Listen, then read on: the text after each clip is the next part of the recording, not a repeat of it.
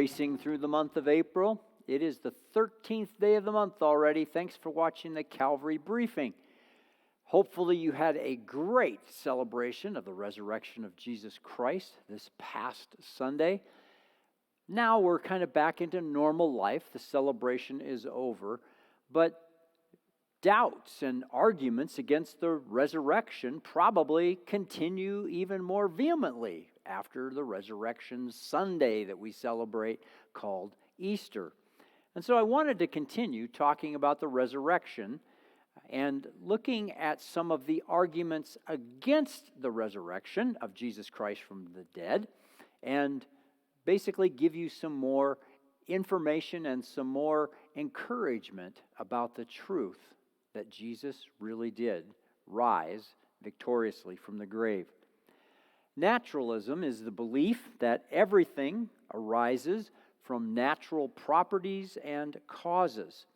And naturalists have generally argued against the resurrection of Jesus using four main arguments. Naturalistic explanation number one about the resurrection of Jesus simply states the disciples faked the resurrection. They stole Jesus' body from the tomb, they lied about seeing Jesus alive, and they perpetuated the greatest hoax in the history of mankind. There are some problems with this naturalistic explanation. It is looking at the disciples' situation through the rearview mirror of Christian history instead of from the standpoint of a first century Jew. Remember that for the Jew, resurrection was only one small piece of what they believed, only something that they would look at as happening at the very end of human history. They were not favorable toward resurrections, so to speak.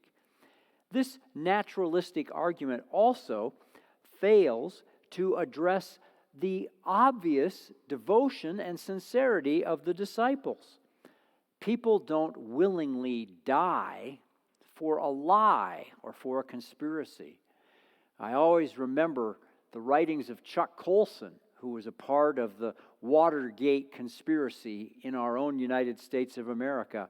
And Colson talked about how when faced with just prison time, people stopped advocating for the lie and told the truth in order to save themselves from prison. How much more would people save themselves from death? The people, the disciples, sincerely believed the message that they were proclaiming, and they were willing to die for it. It's interesting that today, no viable scholar even defends the conspiracy theory much anymore. Explanation number two, Jesus didn't really die. Somehow, he fainted while on the cross, was placed in the tomb, and he escaped and managed to convince his disciples that he was risen from the dead. There are some problems with this naturalistic argument as well. Roman executioners were professionals. They crucified people all the time. They didn't let people off the cross until they were dead. They knew what they were doing. They made sure that their victims were no longer breathing and that their heart was no longer pumping before they were taken down from the cross. Jesus was tortured so extensively that even if he was taken down alive, he would have died in the sealed tomb. And the theory is wildly crazy. Seeing a half-dead man who crawled out of a tomb, desperately in need of bandages and medical attention, would not have convinced anyone that this person was risen from the dead. Again, no viable New Testament scholar defends this theory today either. Explanation number three. The body of Jesus was displaced from the first tomb, and the disciples found it empty. Under this theory, Joseph of Arimathea placed Jesus' body in the tomb, but only temporarily because it was convenient. Later, he moved the corpse of Jesus to a criminal's common graveyard. The disciples visited the first tomb and found it empty, and they concluded, "Oh, Jesus must have risen from the dead." Problems with this theory are many. Jewish law prohibited moving a corpse once it was placed into a family tomb. Joseph was a good Jew, would not have broken Jewish law.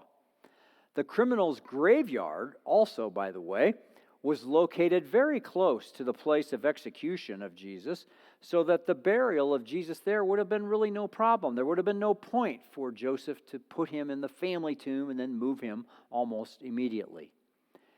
And once the disciples began to proclaim the resurrection, Joseph would have easily corrected their mistake, because he would have been well aware of the fact that Jesus was dead and remained dead. No current viable scholar endorses this theory either. Naturalistic explanation number 4. The disciples didn't really see Jesus, but they were all hallucinating. They just imagined that Jesus appeared before them. And again, problems abound with this theory. Jesus appeared not just one time, but many times. Not just in one place, but in many places. Not just to one person, but to multiple persons. Not just to individuals, but to groups of people. And not just to believers, but unbelievers as well. As you look at psychological case books on hallucinations, there's nothing that would indicate these kinds of group hallucinations that would continue to go on and on among different individuals in different situations in different locations. Hallucinations of Jesus would have led the disciples to believe at most that Jesus had been transported to heaven, not risen from the dead, in contradiction to Jewish beliefs. In the ancient world, visions of the deceased were not evidence that the person was alive, but evidence that he was dead and had moved on to the afterworld. This theory doesn't even attempt to explain why the tomb was empty. The 4 most popular naturalistic theories fail to explain the historical facts of Jesus' resurrection from the dead.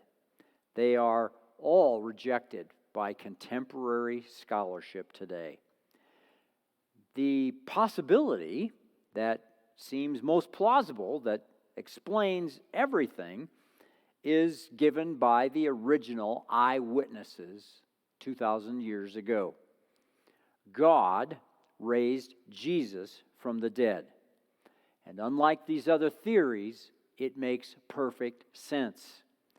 The empty tomb, the appearance of Jesus alive, a group of dejected followers suddenly transformed by a radical new belief in a risen Messiah, willing to die for that belief. This is plausible. This makes sense. If God exists, then miracles are possible. Surely it's possible that God exists. And if miracles are possible, then this explanation of the resurrection cannot be ruled out. When talking to someone about the resurrection, why not turn the tables on them and ask them, how do you explain the resurrection? Easter is in the rearview mirror for us in 2023. But may the resurrection power of Jesus continue to flow through us, continue to impact us, continue to give us energy to serve the risen Lord. Believe it, He is risen.